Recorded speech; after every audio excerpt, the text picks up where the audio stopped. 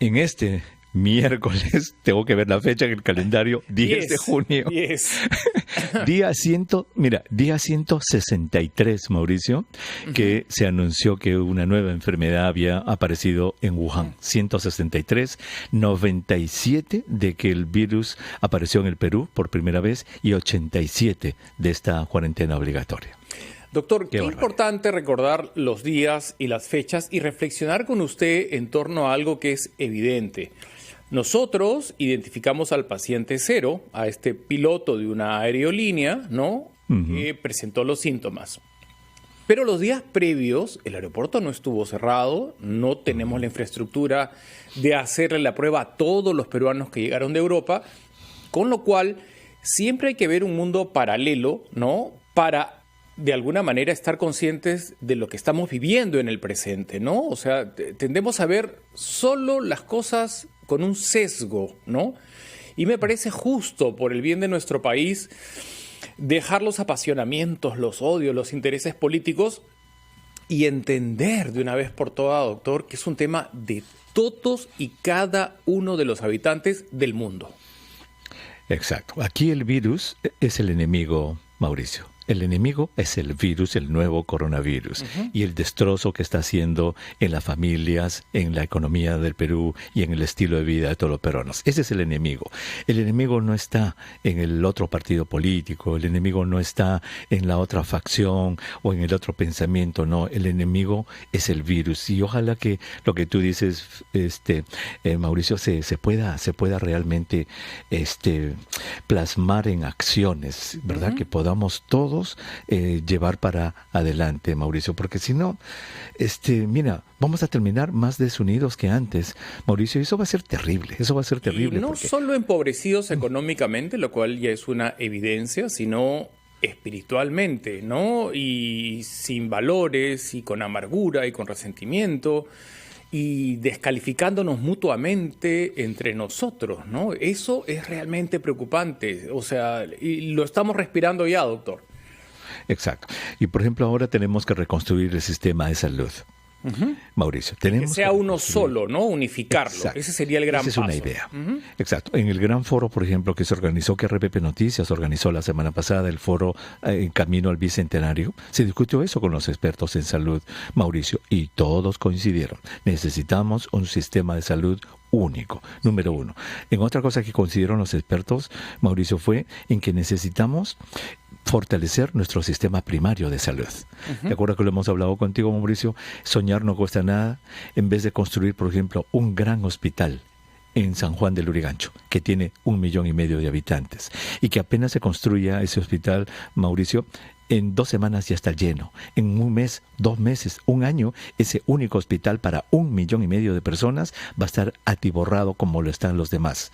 ¿Por qué no piensa el alcalde, la gente del ministerio, etcétera, de hacer un mapeo de San Juan del Lurigancho, Mauricio, y determinar, por ejemplo, la necesidad de construir 230, 280, 400, 300 puestos de salud pequeños, pero que estén bien hechos, que estén bien equipados, con lo básico que pueda tener en cada vecindario, para que cada vecindario tenga acceso a su posta médica. Y obviamente se puede construir un hospital de segunda nivel o de primer nivel, pero el sistema primario es lo que tenemos que llevar a nuestra población, para que la gente, Mauricio, vaya allí a 4 cuadras de su casa en una posta médica y con confianza se pueda atender. Pero para eso se necesita una reingeniería del sistema de salud y dejar de pensar que el hospital es la gran catedral y que los políticos ya se dejen de empezar a ofrecer hospitales, y ojalá que haya uno de los que se presenten para ser presidente el próximo año,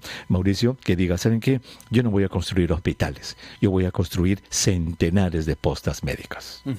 El presidente Martín Vizcarra ha tomado conciencia de esto y lo ha verbalizado en sus conferencias de prensa no solo una vez, me parece que hasta 3, ¿no? La importancia de tener un sistema de salud único. Él mismo ha graficado las limitaciones y las burocracias de que la Marina cuente con un hospital, la policía con otro, la Fuerza Aérea con otro, y la lista es interminable. Vamos a rogar, doctor, que esto sea así, y no sé si en los 10 meses que quedan, ¿no?, de este gobierno, el Ejecutivo, en coordinación con el Legislativo, puede dejar sentadas las bases para unificar el sistema de salud. 10 meses es un tiempo prudente, si se lo proponen ambas partes, que creo que de ellos depende. Va a ser todo un problema. Por ejemplo, es salud de ellos, la gente de salud, los propios pacientes de salud tienen miedo, Mauricio, tienen miedo. Y comprensible, ¿no? Y comprensible el miedo que sienten. Sí, claro. Ellos dicen, bien o mal, mi sistema es un poquito mejor que el del CIS, dicen ellos. Entonces, si ustedes van a unificar, me van a quitar a mí la calidad para dársela a otros. Mira. Obviamente es un miedo comprensible, pero ahí es donde tiene que trabajar la autoridad para demostrar y poner fondos. Mauricio, mira, solo el 3.3% del PBI va para salud en el Perú. 3.3%. Es el más bajo de América Latina. ¿Sabes quién nos gana? En bajeza, entre comillas. En estatura. Venezuela tiene 0.8. Es el último. Nosotros somos el antepenúltimo. Países como Chile tienen 6, 7, 8, 9, 10%. Entonces, si no hay plata, ¿cómo va a trabajar un ministro de salud? Ha habido una inconsistencia porque las cifras macroeconómicas nos han sonreído y los mandatarios se jactaban del crecimiento del PBI, pero no del presupuesto dedicado a salud. Entonces, conforme crecíamos, también debieron multiplicarse las postas, los hospitales y simplificarnos, ¿no? La burocracia, doctor, nos está matando, lo hemos visto en un sinnúmero de ocasiones, y la desinformación también. Ayer el doctor Gotuso y usted tocaron un tema muy interesante porque vuelve el fútbol y salió el tema, ¿no?, de la cadena de contagios. Y él mencionó algo que no hubo tiempo ayer, pero quizás lo podemos desglosar. Si llegan a hacerse todos la prueba, los jugadores, los entrenadores, los masajistas, los psicólogos del deporte, los árbitros, ¿no?, y salen negativo, no tendría que haber contagio. ¿Por qué no se van a abrazar? Y él dijo algo muy interesante. Porque tanto la molecular como cualquier otra prueba tiene un margen de error. No vaya a ser que esa prueba molecular, que tiene un 5% de error, falló y el deportista abraza al otro o celebra de una manera incorrecta y lo contagia. Es decir, que ni aún haciéndose la molecular uno puede vivir tranquilo porque tiene un margen de error. Y él mismo dijo, hay un laboratorio que ofrece una al 100%, pero yo no le creo. Eso es interesante, doctor, porque mucha gente canta victoria con el resultado de la molecular y sale a una vida cotidiana, ¿no? Y ahí es donde también nos tenemos que detener, los cambios que tenemos que dar en los próximos meses. Así es, Mauricio. Yo creo que eso vale, eso que has dicho de los falsos positivos y los falsos negativos, que es lo que estás hablando en este momento, eso vale para toda prueba. Y mira, yo la veo, digamos, antes, obviamente ahora estamos en esta pandemia, con la mamografía y con el Papa Nicolau. También tienen falsos positivos y falsos negativos. ¿Cuántas veces a una señora se le dice, señora, mire, su mamografía salió normal? Y la señora regresa a los 10 meses con cáncer. Le dice, doctor, usted me dijo que mi mamografía era normal. Cuando se la revisa la mamografía, Mauricio, allí está que había algún pequeño cambio. Lo que pasa es que no se vio falso negativo. ¿Qué cambios deberíamos dar, doctor, para finalmente empezar a reducir esta cifra escalofriante que exhibimos al día de hoy, que es de 203.736 contagiados y 5.738 fallecidos? ¿Qué cambios debemos dar, doctor? Algo no nos está funcionando, por más que digan, así es el coronavirus, mira otros países. Aquí algo, doctor, se nos está yendo la mano. Es como que hacer la tarea, pero las cifras no nos favorecen. Al volver de la pausa, doctor, le rogaría que analice las cifras que exhibe el Ministerio de Salud al día de ayer, porque cada mediodía se renueva. Claro. Ya nos dicen que hemos llegado a los 200.000 casos de contagio. Ya pasamos. Es tiempo, doctor, ya es tiempo, sí, de evaluar qué hicimos bien, en qué nos equivocamos. ¿Y por qué si fuimos el país que entró primero en cuarentena de toda la región, estamos en esta situación? Así es, esa es una pregunta muy válida que ha sido explorada en el último mes por grandes medios de comunicación. A ver, el periódico El Guardian de Inglaterra lo ha analizado el New York Times, lo ha analizado el País de España, varios periódicos lo han analizado y obviamente nosotros como peruanos también. Cuando empezó todo esto, Mabel, recibíamos halagos. En realidad la OPS y todo el mundo halagaba, qué bueno que empezamos temprano, qué bueno que se está haciendo esto, pero después todo se cayó. Y en el diario El Observador hay un comentario que dice que todo se cayó como un castillo de arena cuando le llega el agua. Se deshizo. Entonces yo creo que hay varias cosas. Obviamente, después del partido de fútbol, todo el mundo es entrenador, ¿no? ¿Por qué no sacó al 5? Que ese 10 estaba mal. Igual, después de una pandemia muchos son, pero yo creo que se pueden esbozar algunas cosas básicas. Yo creo que se pueden dividir en dos grandes grupos. Uno, actividades de salud pública que no se hicieron.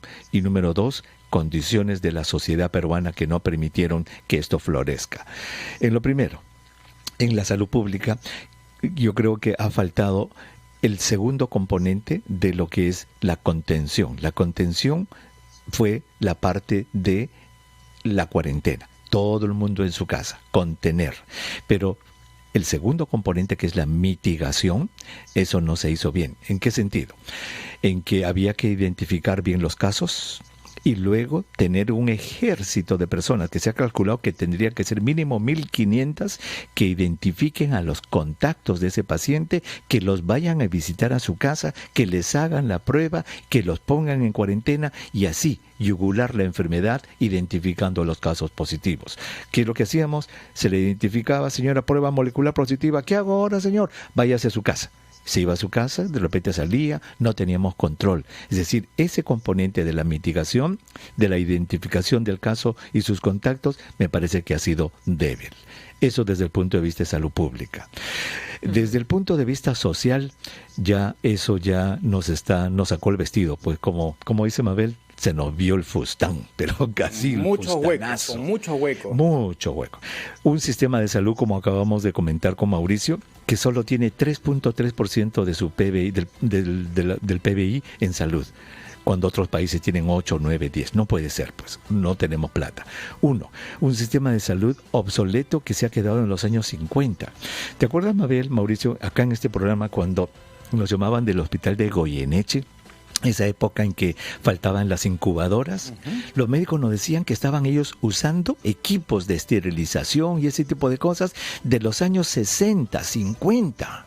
Todavía funcionan. Doctor, y antes de la pandemia nunca voy a olvidar su justificado enfado cuando desde el Hospital de las Mercedes nos informaron en vivo que el baño no funcionaba. Exacto. Y luego le informaron desde otro lugar, me parece que de la Sierra Central, que en el hospital no había baño, bueno, y jabón ya inalcanzable. Y eso era mientras en Wuhan la gente moría ya de coronavirus. En Chiclayo la gente tenía que entrar con su baldecito. Exacto, preguntabas por el baño. ¿Quiere entrar al baño? ¿El 1 o el 2? El 2, agarra el baldecito con su agüita. Ese es el sistema de salud que hemos tenido. Entonces, si después de la pausa podemos continuar con los otros factores. Qué bueno, doctor, lo esperamos con ansias al volver. Mabel Huertas, el doctor Elmer Huerta y yo, que también quiero mi huerta, la huerta de mi amada, aunque sea, estamos sacando adelante Encendidos. Acá todos tienen huertas prósperas, que dan buenos frutos, información válida. Y estamos en eso, Mabel, doctor, analizando las cifras que ha publicado el MINSA. Tenemos 5.738 fallecidos y casos positivos 203.736. Es comprensible, y en eso hay consenso, que esto está en función al número de pruebas que has hecho, si un país hizo más pruebas o menos pruebas. Pero lo que queremos, doctor, ahora es enfocarnos en lo subsanable de ahora en adelante. Hemos tenido ensayo-error y el propio Ejecutivo lo ha reconocido. Por ejemplo, si hemos insistido y persistiremos en que la aglomeración, la congestión y testimonios de gente que no en un mercado, sino en un supermercado en Madrid se contagió, ¿por qué no abrimos los domingos los establecimientos para descongestionar, ¿no?, la afluencia de público. Nosotros acortamos los horarios, ¿no? Se abre, pero pocas horas, y eso generaba aglomeración. Exacto. Y ahora seguimos el domingo con una ciudad y un país, ¿no?, muerto. Paralizado. ¿Qué pasa el lunes y qué pasa el sábado? Todo el mundo, obviamente, tiene que asegurarse. Además, doctor, no lo hemos vuelto a repetir y creo que sería oportuno. ¿Cuántos peruanos se ven obligados a comprar todos los días porque no tienen refrigeradora? ¿Cuántos peruanos se han quedado sin plata para comprar una cisterna de agua y llenar su rotoplas? Entonces, yo lo que veo, doctor, es que cada uno analiza la pandemia desde su casa, y el Perú no es su casa. Exacto, Mauricio. Pues ese es el segundo grupo. ¿Te acuerdas? Acabamos de decir para los oyentes que recién se unen a nuestro programa, entre las causas que pueden explicar por qué empezamos tan temprano y por qué nos está yendo tan mal. Uno tiene que ver con la salud pública, las labores de mitigación, de la identificación del positivo y de sus contactos. Eso no se hizo bien. En relación a lo social, es lo que estás diciendo. En este artículo interesantísimo, que se lo recomiendo a nuestros oyentes que lo lean en el diario El Confidencial, sale estos datos que tú nos estás diciendo. 70%, y eso lo conocemos, 70% de los peruanos estamos en la economía informal. 40% de la gente que trabaja en el Perú, Mauricio, es autoempleada. O sea, si no se paga a sí misma, no tiene para comer. Lo que acabas de decir, 49% de los hogares peruanos no tiene una congeladora. Y de la gente pobre, 80% no tiene una refrigeradora. Entonces, y encima de todo esto, solo 38%, Mauricio, tiene una cuenta bancaria. Entonces, cuando salió lo del bono, famoso 380, ¿no? ¿A dónde se la mando? ¿Tienes tu dirección? Bueno, yo vivo en el asentamiento tal, detrás de la piedra tal, cuando llega el paradero 5 hacia la izquierda. No, una dirección. No tengo dirección, pues. ¿Tiene un banco? No tengo banco. Entonces, ¿a dónde tiene que ir? Al banco a hacer cola. Y esa es nuestra realidad. Por eso es que este virus, Mabel, Mauricio, no sé si ustedes coinciden, es el gran desnudador de las realidades socioeconómicas en todo lado. Aquí en Estados Unidos, la muerte por el COVID-19 tiene rostro negro y marrón, afroamericanos y latinos, desnudando la enorme desigualdad que hay con estos grupos. Y así es en todo lado. Entonces, Mauricio, cuando tú dices, para adelante, tenemos que pelear y tenemos que reformar todas estas cosas. Los créditos bancarios, la refrigeradora, la luz, el agua potable. Y el manejo de la cuarentena, doctor, porque el Ejecutivo ha centrado una cuarentena radical y se queda en un anuncio. Vamos a dosificar los ingresos a las oficinas para que no haya aglomeración en los paraderos públicos. Queda en el anuncio, pero a la hora que vamos a la práctica somos complejos. O sea, el mensaje no llega a todo el mundo. Lo que dijo Mabel en varias oportunidades, no todo el mundo está pendiente de los medios de comunicación social ni de las conferencias del presidente. Hay zonas donde el mensaje nunca llega, ¿no? Exacto. Parece que las medidas han sido hechas para otra sociedad, no para esta sociedad de 70% de informados. Es un punto bien interesante, ¿no? Sí, ha sido hecho para Suecia, tarea para Noruega. Sí, yo sé que es una tarea sumamente difícil y la que se le ha planteado a este gobierno, y podría pensar que cualquiera persona que hubiese estado a cargo hubiese tenido estos mismos desafíos y también hubiese cometido errores. Pero esto nos tiene que enseñar a que al parecer los tecnócratas, los políticos en general, están viviendo otra realidad, doctor. Y no estoy hablando de quienes ocupan un sitio importante en este momento, es en general.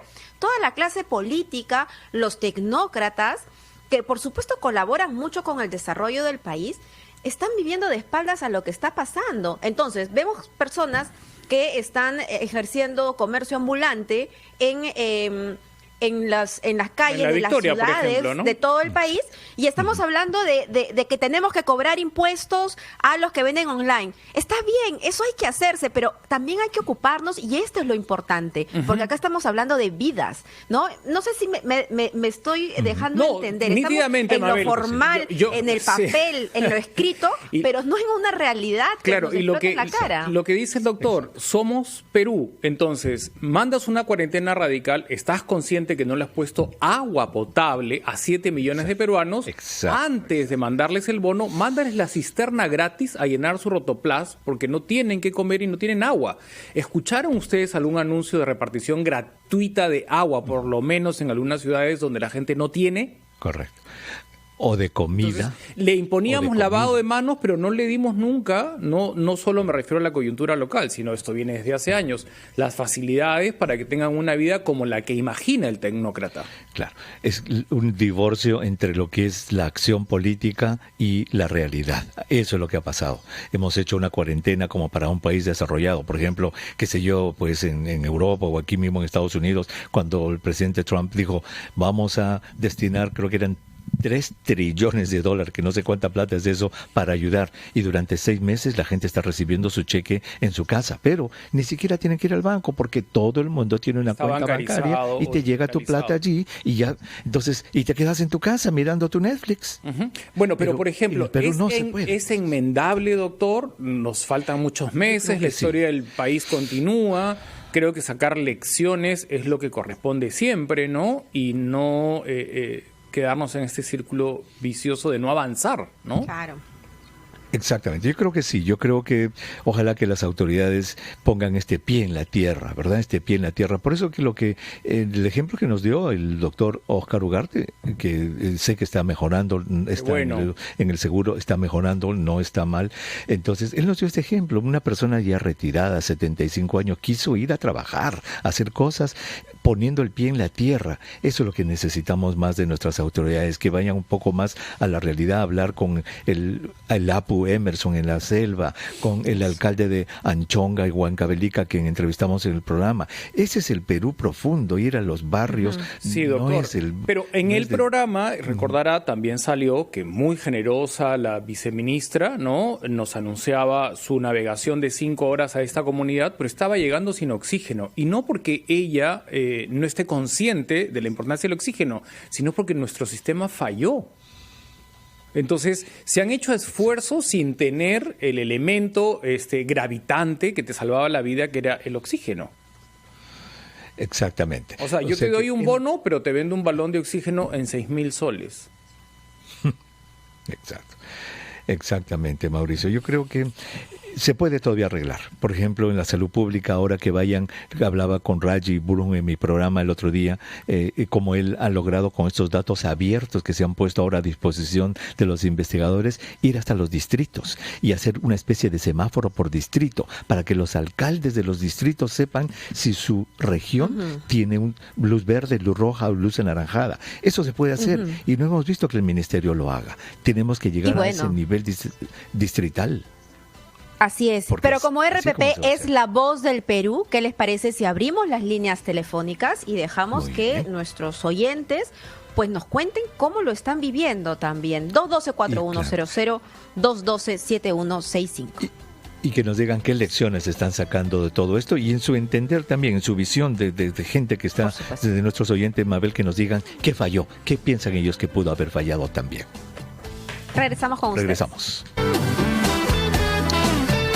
Y ya estamos de regreso en Encendidos. Mabel Huertas, Mauricio Fernandini, quien les habla, doctor Elmer Huerta. Estamos conversando con ustedes, nuestros oyentes, en RPP Noticias, La Voz del Perú. Y la pregunta que le hemos planteado a nuestros oyentes, Mauricio, Mabel, es ¿qué se ha aprendido de esto? ¿Qué han aprendido? ¿Qué se pudo hacer mejor? ¿Cómo consideran ellos que ha ido esta cuarentena y los números que estamos teniendo?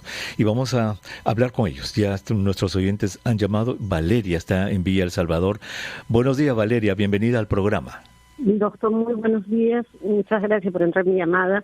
El 7 de mayo más o menos hablé con usted. Soy una paciente que lo estoy superando. Aprendí mucha fortaleza, a tener bastante fortaleza. Superé, gracias a Dios, sin casi no tomé, solamente tomé paracetamol. Hice la prueba molecular, me salió positivo un 4, lo hice el 4 de mayo, me salió el día, después de 3 días me dieron el resultado. A mi esposo lo tengo internado todavía, salió del hospital hace 16 días, sigue en la vía panamericana todavía. No satura más de 92, 93, máximo llega a 93, doctor. No sé por qué. Y supongo que debe tener algún tipo de problema en el pulmón que los doctores están viendo.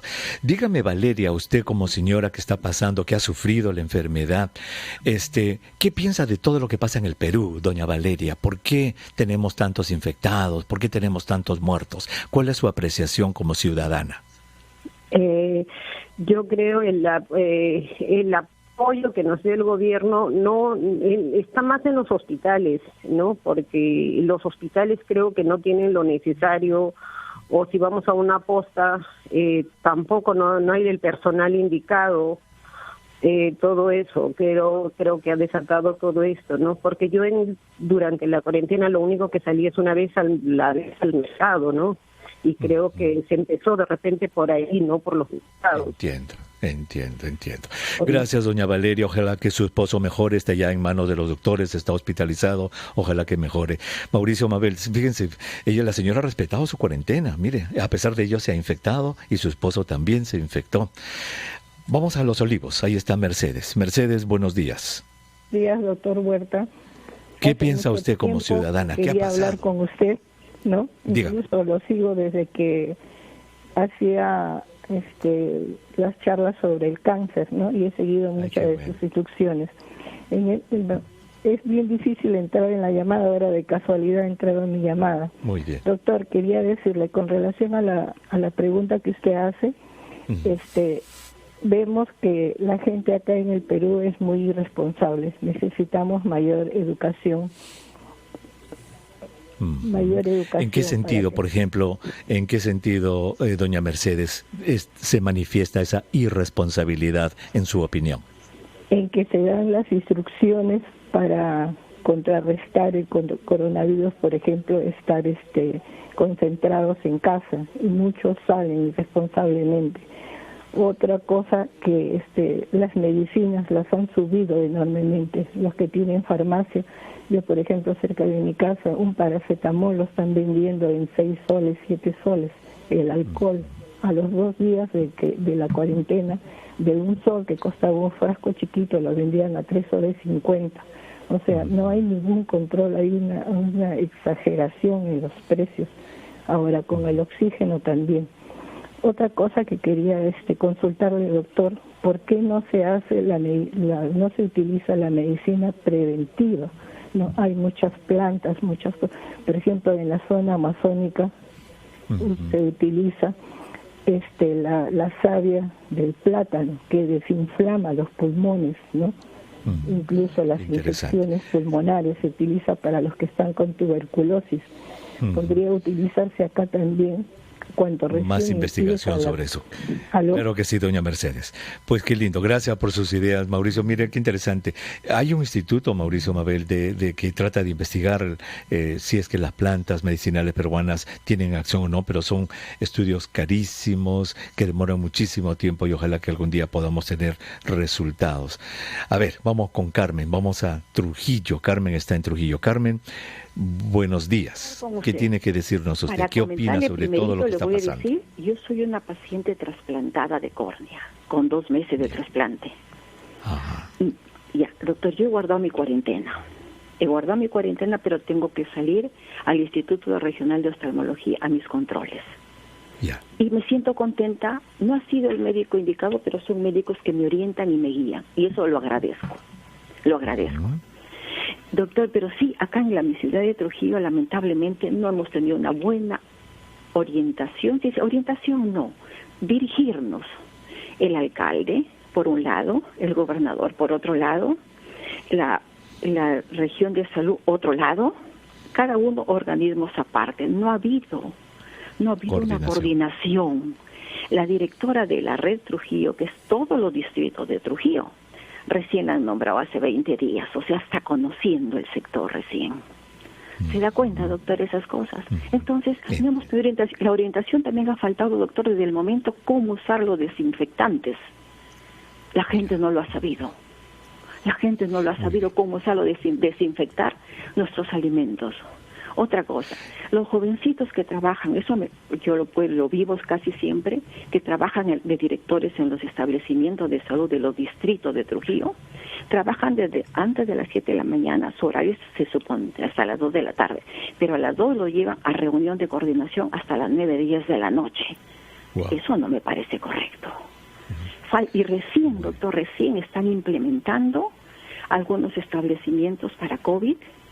Qué tristeza, doctor, y habiendo un hospital, por decir, en el Porvenir, un hospital hecho del arzobispado de Trujillo, que tiene todo tiene, solo falta poner camas, servicios higiénicos y todo.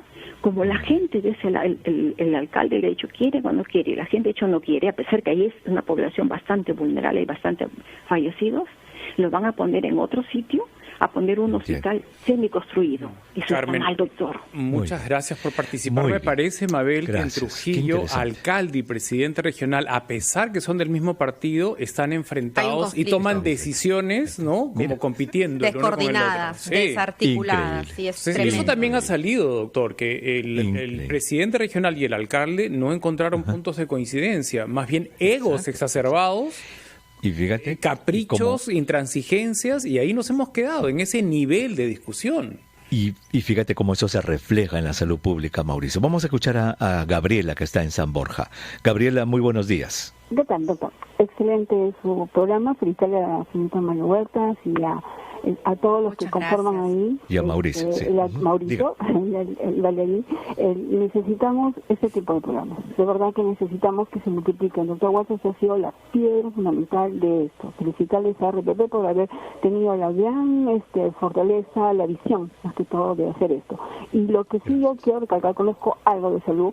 Mire, doctor, usted dice la atención primaria de la salud, es lo básico, pero ¿cómo van a poder modificar, usted habla de reingeniería, si se ha politizado la salud? No debe, con todo lo que hemos aprendido, no debe ser debe prohibirse. Hemos salido a las calles a reclamar, bueno, ahora ya no calles, sino todo ya ves, de que no se politice, que debe ser concurso público, gente preparada. Nosotros no podemos estar dependiendo de un ¿usted ha escuchado ahí a los congresistas? ¿Usted cree que hacen algo? Tienen que tener 20 asesores. ¿Por qué tenemos que tener procesos si tenemos tantísimos profesionales epidemiólogos que pueden suplir esa parte? Y con un solo sueldo de 2.000 soles pueden hacer cosas al futuro, para 20 años, para 30 años. Señores, estamos locos gastando tanto dinero, malgastando el dinero. Mira, ahora, con la política, usted dice, formar un puesto de salud. En esas condiciones, ¿sabe qué cosas no se va a tener en puesto de salud? Una enfermera, nivel 1, nivel 2. Tienen que ser puestos de salud completos, donde haya tomógrafo, así como están, así como lo que está pasando. ¿Qué pasa en Chiclayo? De salud, se van los mandan a todos los centralizan al hospital. No, tiene que haber un nefrólogo, tiene que haber cosas en los centros de salud completos, para que no estemos creando hospitales. Los hospitales ya serían lo último especializado. Yo creo que la forma como está ahorita tipificado de que los centros de salud son así, está mal. Si vamos a seguir con eso, vamos a seguir otra pandemia. A ver, que dice que se avecina. Muchas gracias, doña Gabriela. Muy bien. La hemos escuchado fortalecer el sistema primario de salud, haciendo centros periféricos de salud que obviamente tienen que ser bien estudiados, Mauricio, Mabel, para responder a las necesidades del público. Fíjate este dato, Mauricio, Mabel. 85% de los problemas de salud que sufrimos los seres humanos pueden ser atendidos en puestos periféricos. No tenemos por qué ir a un hospital grande. Eso se podría atender en una posta médica, pero como dice nuestra oyente Gabriela, tendría que estar bien equipado con el personal adecuado. Esa es la tarea que nos queda pendiente, Mauricio, Mabel. Gracias, doctor Huerta. Ha sido muy ilustrativo esta mañana. Gracias por sus reflexiones y siempre nos deja esperanzados en que el Perú va a ser mejor. Es nuestro deseo. Esta es una gran oportunidad para ser mejor, sin duda. ¿Te acuerdas, Mabel, lo que decía Winston Churchill? Winston Churchill decía, nunca desaproveches una buena crisis. Vaya muy bien dicho, porque es una gran oportunidad para hacer cambios estructurales. Vaya que la tenemos, ¿no? En grado exponencial y la reacción tiene que venir ya. Mabel, doctor, nos vamos a la pausa y regresamos con los titulares de esta hora. Gracias.